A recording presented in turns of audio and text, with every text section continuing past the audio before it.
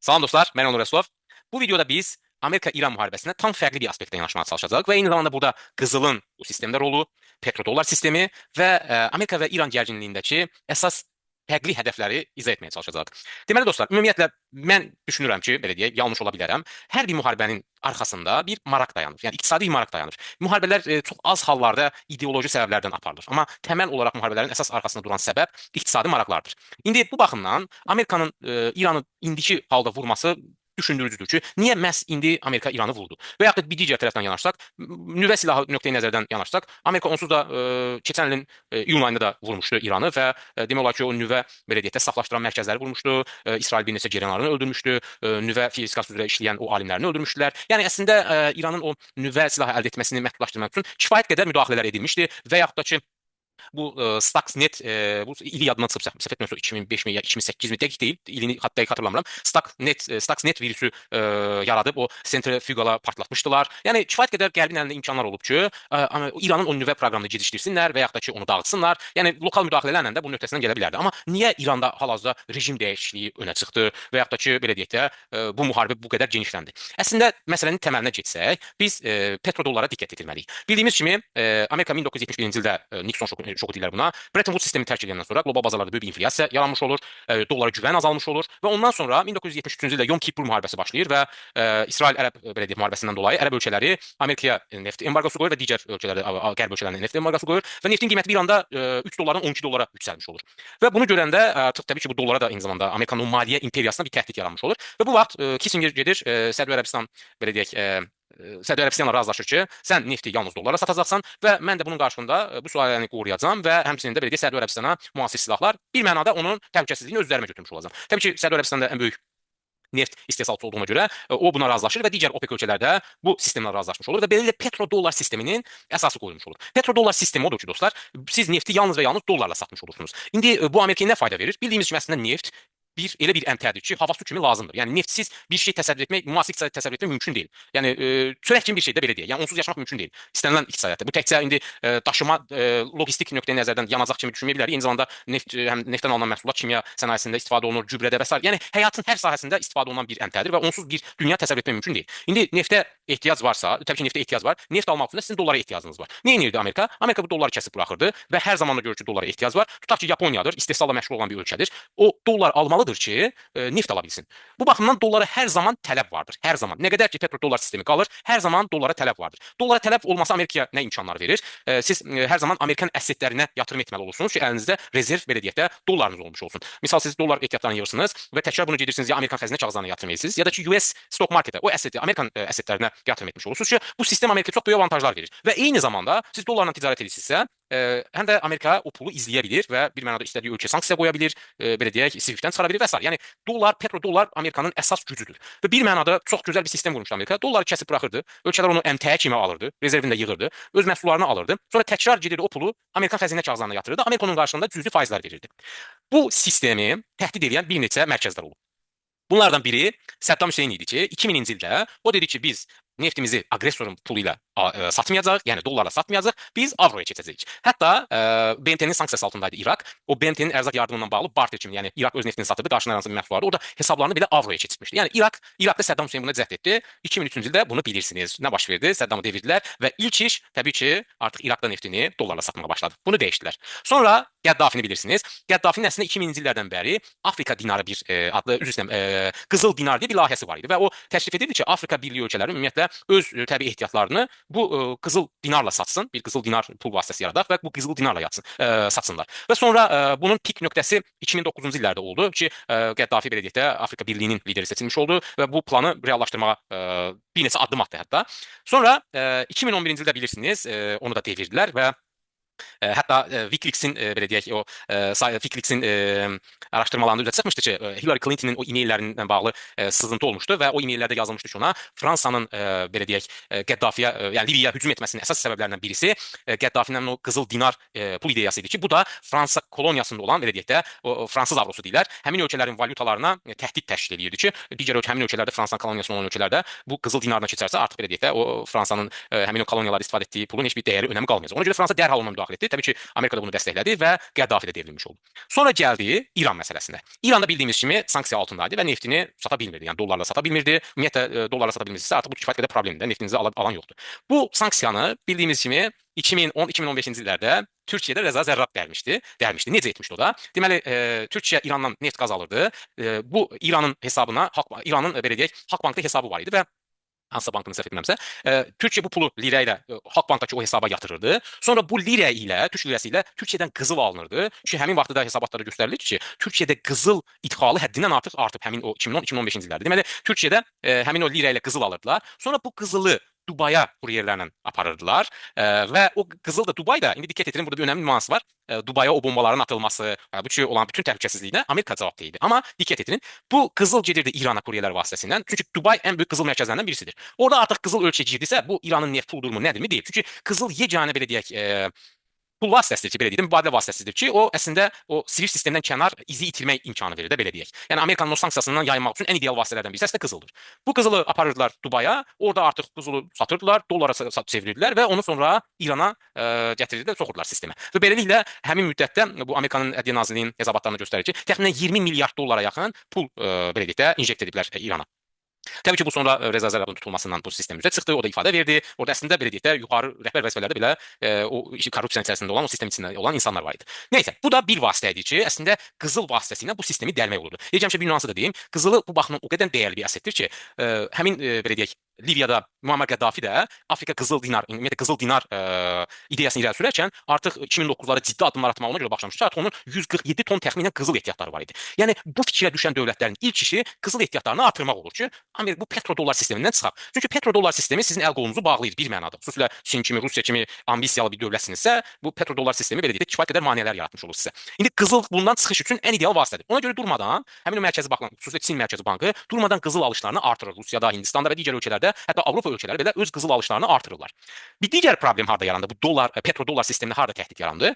Artıq Çin Venezuela-la bir mənada barter müqaviləsi kimi yuan verirdi. Bunun da qarşılığında həmin Venezuela gedirdi, Çindən hər hansı bir məhsullar alırdı, gətirirdi. Və yaxud da ki, hətta Hugo Chávezin dövründə belə bir barter tipli bir şeylər yaradılmışdı. Məsələn, tutaq ki, Kubaya neft satırdı, onun qarşılığında tibbi avadanlıqlar və s. alırdı, belə deyək. İndi Çinlə Venezuela bundan istifadə edirdilər. Diqqət edirdisə, bir gecənin içərisində getdi, Maduranı oradan gətirdi, gəldi. Bunun əsas səbəbi əslində petrodollar sistemində təhdid yaranırdı. Çünki Amerika ümumiyyətlə bu presidentin yaranmasına belə imkan vermir. Nəinki göz yumur. Ümumiyyətlə bu presidentin yaranmasına imkan vermir. Çünki bu president yaranarsa, digər dövlətlər də bundan istifadə edəcək və bu Amerikanın belə deyək də o maliyyə imperiyasına təhdid yaratmış olur. Bir digər faktor, deməli Çinlə İran da indi qızılla sanksiyalar o dəlindiyinə görə Amerika sonra başladı İrana o qızıl satışına da qiymətli əşyaların da qızılla olan qiymətli əşyaların satışına da qadağa qoymuş oldu bu Türkiyədəki həmin o Rəza Zərrabın o sanksiyanın dəlməsindən sonra. Sonra Çin nə etdi? Gəldi İrana dedi ki, buyur gəl biz səninlə yuan üzərindən ticarət edək. Çünki Çinin əsas hədəflərindən birisi odur ki, yuanı qlobal rezerv valyutaya çevirsin. Çünki rezerv valyuta özündə güc deməkdir. Çox böyük bir güc deməkdir və o həmin ölkədə asıllıq deməkdir yer gəlmişəm. İndi İranda Çinlə yuan neftilə İran öz neftini yuanla satırdı və bununla qarşılığında gedirdi Çin yuanı verirdi, Çindən nə lazımdır onu alıb çox rahat bir şəkildə gətirə bilirdi. Bu da bir presedent yaradırdı əslində. İndi belə bir deyimlər var ki, güya ki Amerika əslində Hörmüz boğazını nəzarətə götürmək istəyir ki, Çini çökdürsün. Dostlar, bu çox naiv bir ideyadır. Çin istehsal, ümumiyyətlə dünyanın qlobal olaraq bir şeyə böləsi olsa, Çin istehsal gücüdür, istehsal mərkəzidir və Amerika isə istehlak mərkəzidir. Yəni bu gün Çinin çökməsi əslində qlobal bazarlarda böyük bir şok yarada bilər. Və bir şey də unutmayaq, 2008-ci maliyyə böhranından dünyanın çıxmasına kömək edən iqtisadiyyatlardan birisi Çinin iqtisadi artımı olub. Yəni Çin dünyada ən böyük neft idxalçısıdır. Belə deyək, kifayət qədər alım gücü var və ya da ixrac gücü var ki, belə deyək də o qlobal iqtisadiyyatı canlı saxlayır. Yəni bir tərəf çökəcək, sanki bir tərəf xoşbəxt olacaq belə. Bu çox bəsit və naiv bir ideyadır. Lap deyək ki, Hörmüz boğazının onsuz da enerji yolları və bütün belə deyək də qlobal ticarət yolları Amerikanın nəzarəti altındadır. Birbaşa və ya dolayı yolla. Lap deyək ki, Amerika bu Hörmüz boğazını tam nəzarətə götürdü. İndi Çinə deyəcək ki, mən sənə neft satmıram. Bu mümkündür. Bu ticarət müharibəsi deməkdir və bunun da qarşılığında Çin deyəcək ki, mən məsələn Çin dünyadakı nadir metalların, o belə deyək də çip sənayesində və sadə istehsal olunan o nadir materialların ümumi mədənlərin 42%-nə, onun emalının isə 90%-nə sahibdir. Təsəvvür edin. Və bu emal müəssisələrini də qurmaq bir gün içərisində başa gələn iş deyil. Ki, yəni sabah siz deyərsiniz ki, mən nə bilim litium istehsal edən bir müəssisə qururam. O bir günə başa gələcək bir şeydir. Kifayət qədər böyük xərc istəyir. Yəni bu baxımdan Çində sabah deyə bilər ki, bu mən sənə bu şeyi satmıram. Məsələn, o çip istehsal üçün lazım olan əlvan nadir metalları və ya da resursları satmıram. Və bu nəyə səbəb ola bilər? Belə deyək, bütün sistemin çökməsinə səbəb ola bilər. Yəni Amerika Hörmüz boğazına nəzarət edəcək ki, Çin oradan neft ala bilməsin. Bu çox naiv bir ideyadır və yanlış bir ideyadır. Neft onsuz da o yol nəzarət etsən də nefti satmalısan. İndi nefti satmaq üçün Amerikanın əsas məsələsi odur ki, deyir neft dollarla ticarət edin. Yəni bu petrodollar sistemindən kənara çıxmasın. Bu baxımdan İranda başqa bir presedent yaradırdı ki, mən neftimi elə yuanla satım. Gedim Çin də çox böyük ölkədir. O yuanı gedib Çindən nə istəsiz ala bilirsiniz.